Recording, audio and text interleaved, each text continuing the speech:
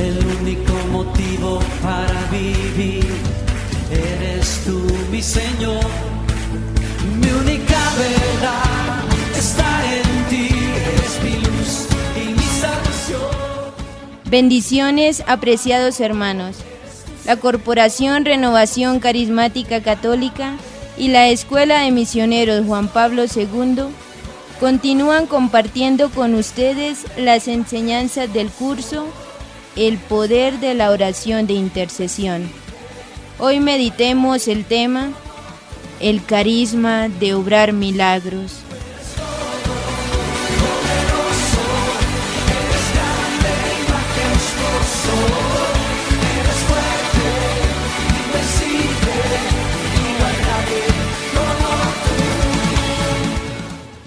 Queridos hermanos, vamos a compartir esta enseñanza, el carisma de obrar milagros.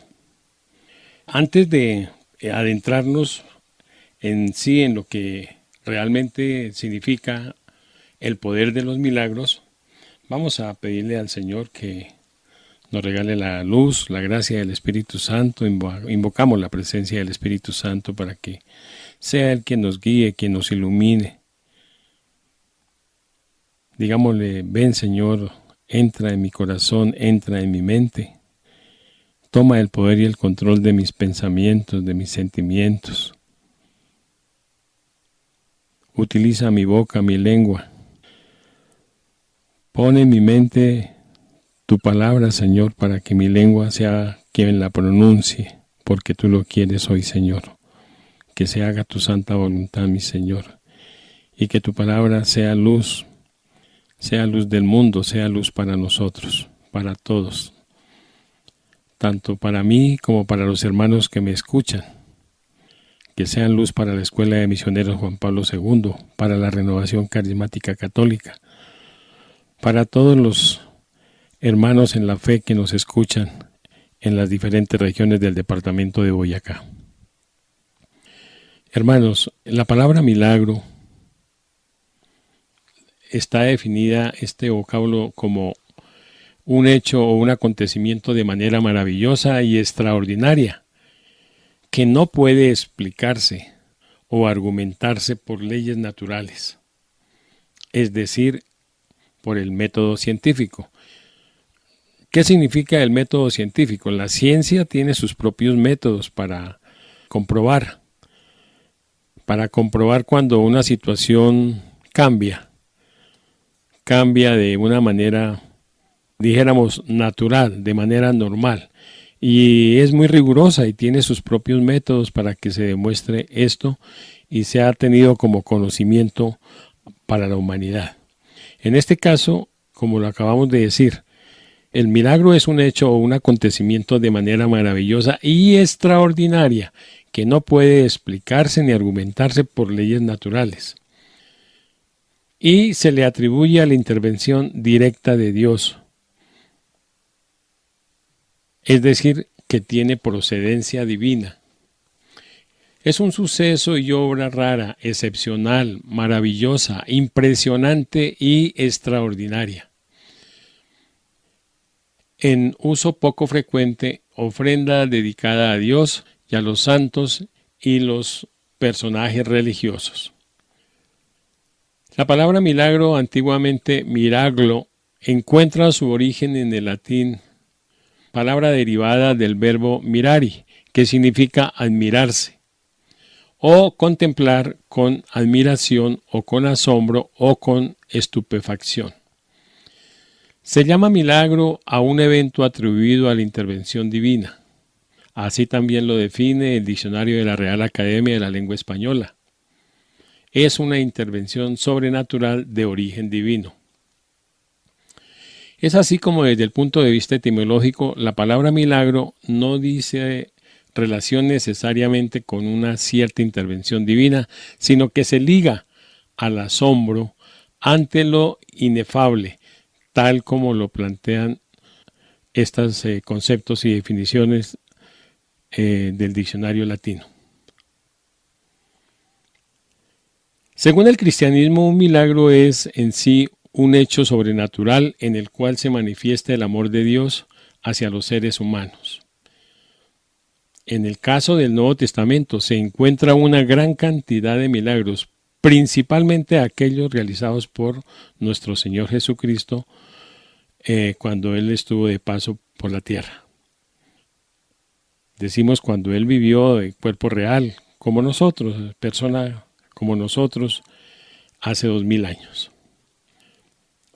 Para el cristiano en general el milagro sería un hecho sin explicación científica razonable. Y obviamente cuando hablamos de explicación científica razonable, pues es porque el milagro desborda la razón. No es posible, por eso existen personas que no creen. Cuando no creen en Dios, pues decimos nosotros, son ateos, no son creyentes, no le dan credibilidad. Nosotros los hijos de Dios, los que nos alimentamos de la palabra de Dios, los que asistimos a las comunidades católicas, los que profesamos la religión católica, entendemos nosotros que Jesús obró muchísimos milagros, pero muchos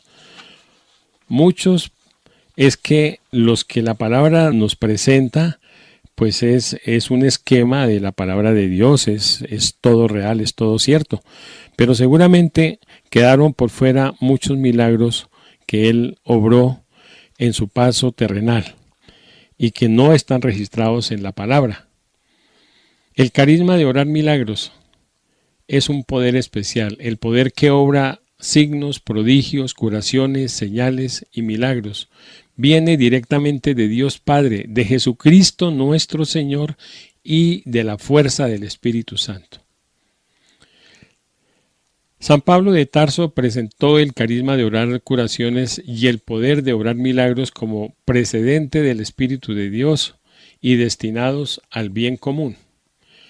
Nos dice el apóstol Pablo en 1 de Corintios, capítulo 12, nos dice: en cuanto a los dones espirituales, no quiero, hermanos, que estéis en la ignorancia.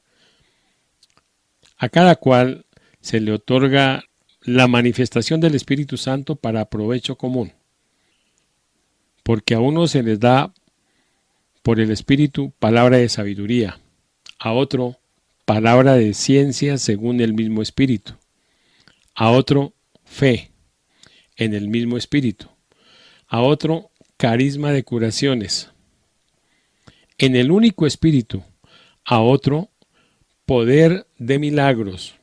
Oiga bien, hermanos, a otros poder de milagros, a otro profecía, a otro discernimiento de espíritu, a otros diversidad de lenguas, a otro el don de interpretarlas. Pero todas estas cosas las obra el mismo Espíritu, distribuyéndolas a cada uno en particular según su voluntad. Palabra de Dios. Te alabamos, Señor. Fijémonos nosotros, hermanos, que es Dios quien da a cada uno según Él vea la necesidad de cada comunidad, según Él considere. A unos les dio el poder de milagros, a otros de profecía, a otros discernimiento de espíritu, a otros hablar en lenguas, a otros el don de interpretarlas. No necesariamente quiere decir esto que todos tengamos como esos dones y carismas ahí. Claro, pero también es bueno señalar que hay hermanos que el Señor les regala varios dones. Por ejemplo, el de hablar en lenguas, o por ejemplo, el de interpretarlas. A su vez les puede conceder el don de sanación, les puede conceder el poder de hacer milagros. En fin, hay muchas maneras como Dios se manifiesta y como Dios se vale de su pueblo, se vale de nosotros, sus hijos, para que nos pongamos al servicio de los hermanos, bien sea en la comunidad, bien sea en la sociedad.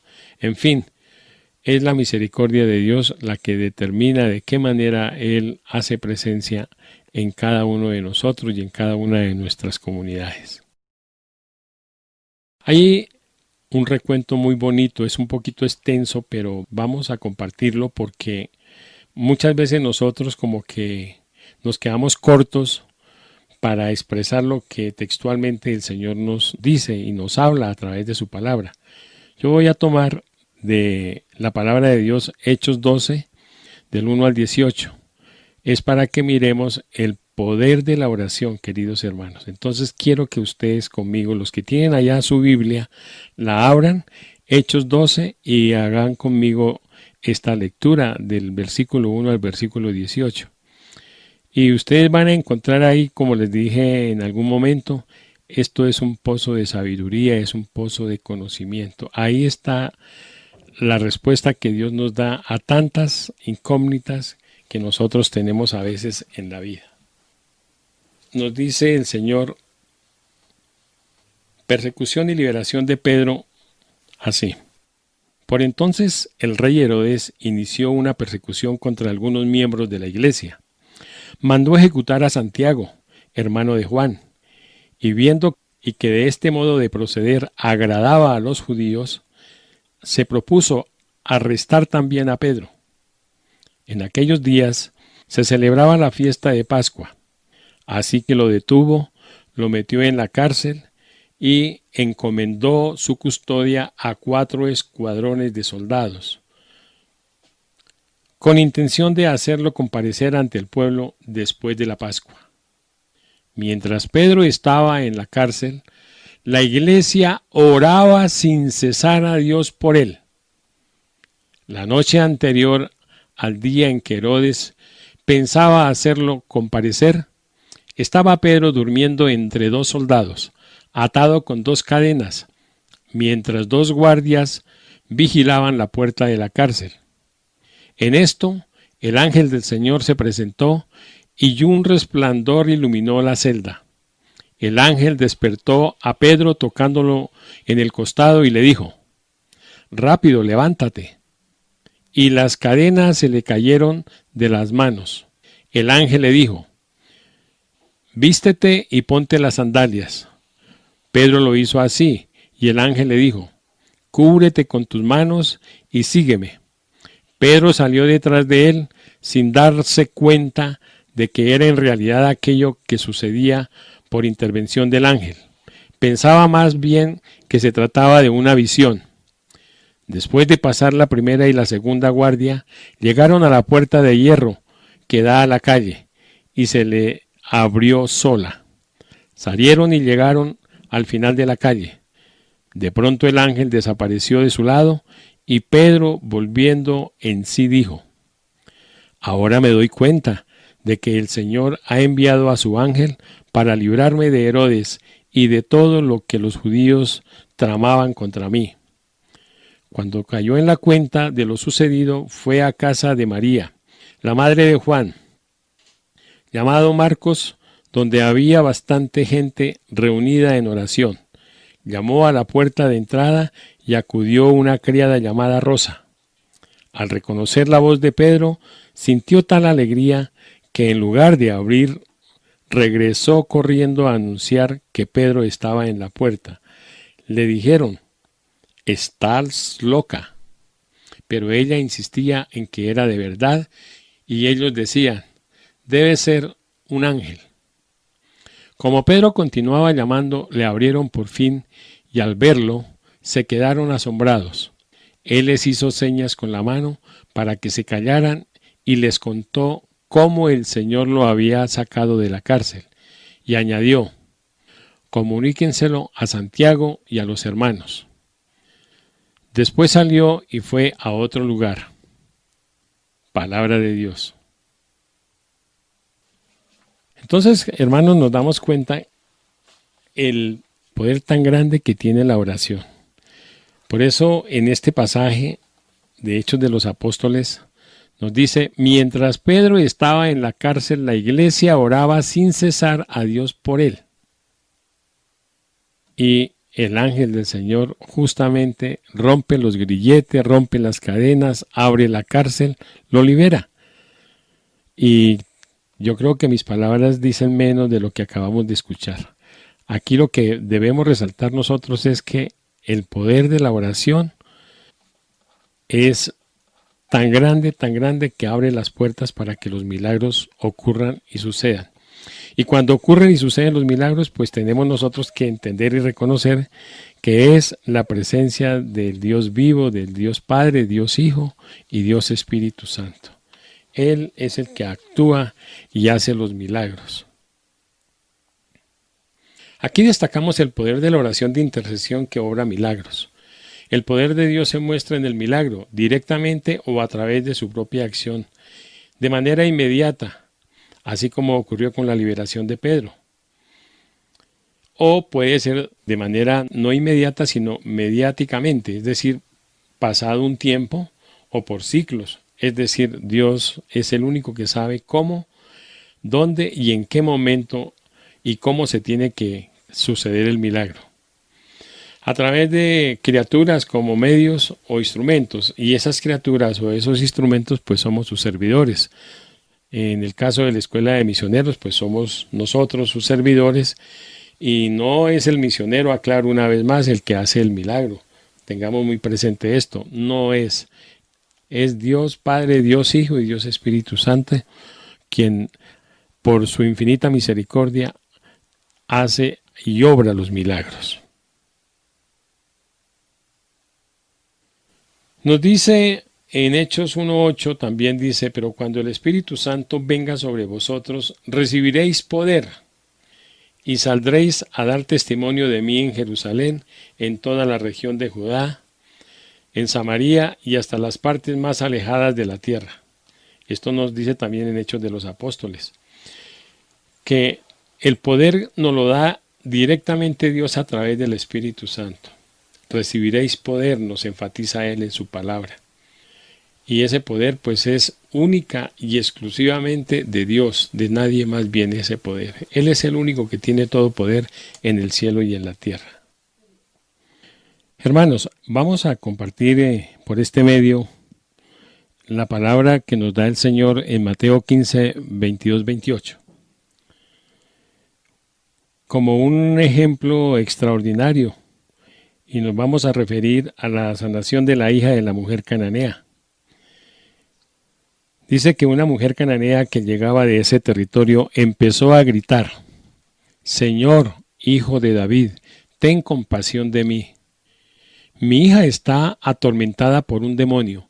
Pero Jesús no le contestó ni una palabra.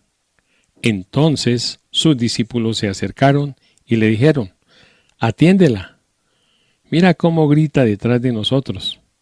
Jesús contestó, no he sido enviado sino a las ovejas perdidas del pueblo de Israel.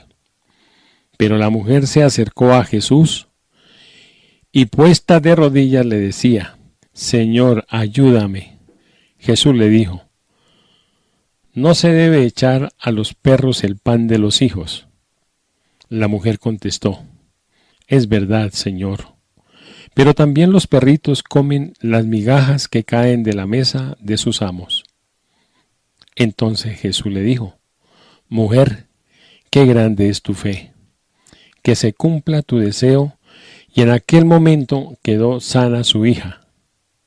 Palabra de Dios. Te alabamos, Señor. Fijémonos, queridos hermanos,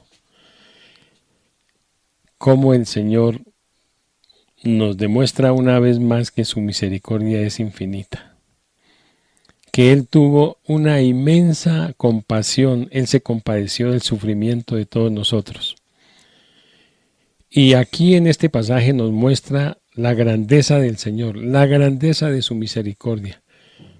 Atendió no solamente a los hijos del pueblo de Israel, sino que atendió a otros, en este caso a una mujer que no era del pueblo de Israel. Eso nos indica que hoy el Señor, su presencia continúa y que Él no solamente atiende las súplicas de los hijos de la Iglesia Católica, sino que seguramente Él escucha a quien con mucha fe se dirige a Él. Eso es lo que nosotros entendemos cuando el Señor le dice, mujer, qué grande es tu fe, que se cumpla tu deseo, y en aquel momento quedó sana su hija. Si el enfermo va ante Jesús con la misma actitud como la mujer cananea, los deseos de recibir sanación completa se realizarán. No hay que dudar ni un segundo cuando se está frente a Jesús. ¿Por qué se hundió Pedro cuando él quiso caminar sobre las aguas como Jesús? Se hundió por su falta de fe, porque sintió miedo y por eso se hundió. Dice que el Señor lo salva.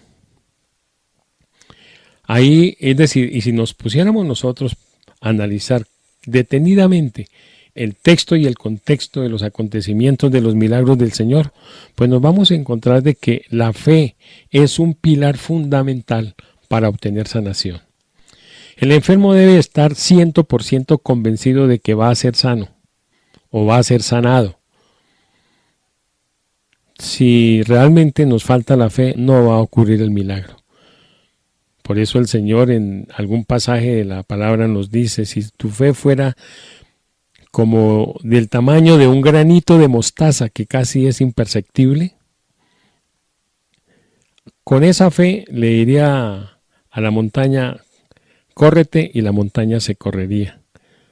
Pero nosotros patinamos muchísimo en la fe. Nosotros dudamos del Señor.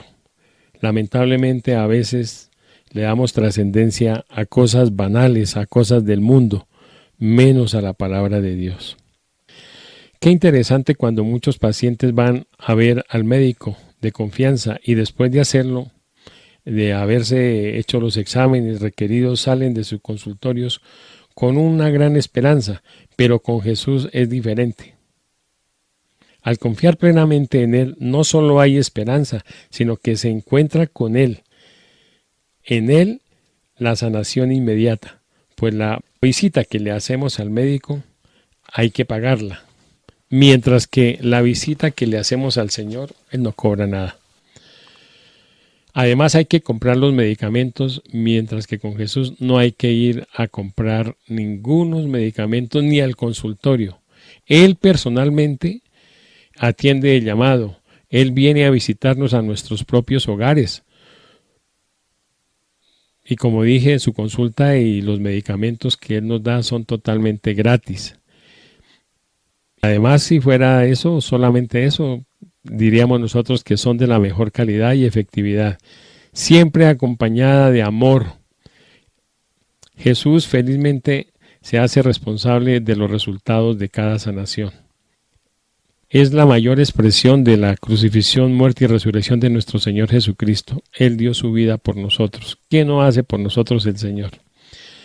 La gran mayoría de nuestros enfermos tardan en sanar porque su confianza en la oración es lenta y frágil. Hay mucha falta de confianza en el poder de la oración y en aceptar de corazón el poder de sanación de Cristo. Verdaderamente es en la médula del Santo Evangelio donde se encuentra el poder de sanación inmediato de nuestro Señor Jesucristo. No se nos puede olvidar, hermanos, que Jesús sana porque es en realidad el Hijo de Dios y tiene autoridad sobre cualquier enfermo en el tiempo y en el día, en la noche, ahora y siempre.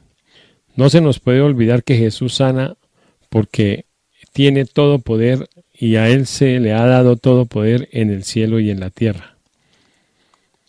De tal manera, queridos hermanos, que nosotros debemos mantenernos de manera permanente en oración.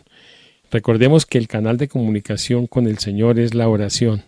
Nosotros le pedimos a Dios en oración y Él nos contesta siempre a través de su palabra, así como lo acabamos de proclamar en el caso de la mujer cananea.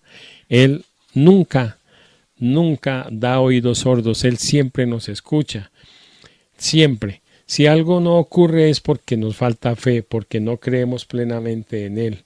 Y eso es lo que impide que en cierto momento nosotros obtengamos la sanación que buscamos o el milagro que le pedimos a Dios. Pero si nosotros lo declaramos en fe, el Señor va a actuar en fe y nos va a sacar adelante. Solo Jesucristo nos puede decir, en lo que va de la historia de la humanidad, que Él es el único que nos puede sanar y salvar. No habrá otro con su poder y su divinidad. Por eso el apóstol San Mateo nos muestra claramente la pasión y la compasión que tenía Jesús al sanar a los enfermos. tuvo compasión de ellos y sanó a los que estaban enfermos. Mateo 14:14. Por la sanación de Cristo, antes y ahora, no solo es física, sino también es la sanación del alma. Es muy interesante cuántas personas visitan a los psicólogos, psiquiatras, consejeros, adivinos, hechiceros, chamanes, para pedir sanación por problemas de carácter psicológico, o por estrés, o por depresión, sin recibir sanación alguna.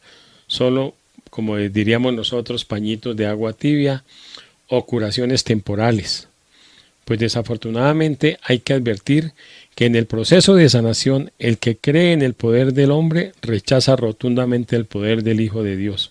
El único poder que es efectivo es el poder de Cristo, es el poder de Jesús. Es Dios Padre, Dios Hijo y es Dios Espíritu Santo, la única fuente de misericordia, de toda sanación y de todo milagro. Eso hay que declararlo, hermanos, en fe, en oración y en todos los momentos de nuestra vida. Por eso, Señor, hoy te damos gracias, porque en este momento tú te puedes dirigir a Dios, hermano que me escucha, y ponerte en la presencia de Él y pedirle al Señor que lo saque adelante, que le conceda lo que tú le quieras pedir ahora mismo, por los méritos de su palabra, de su evangelio y por los méritos de su sagrada pasión y muerte. En oración pídale al Señor. No importa que usted en algún momento diga, pero es que yo no sé orar.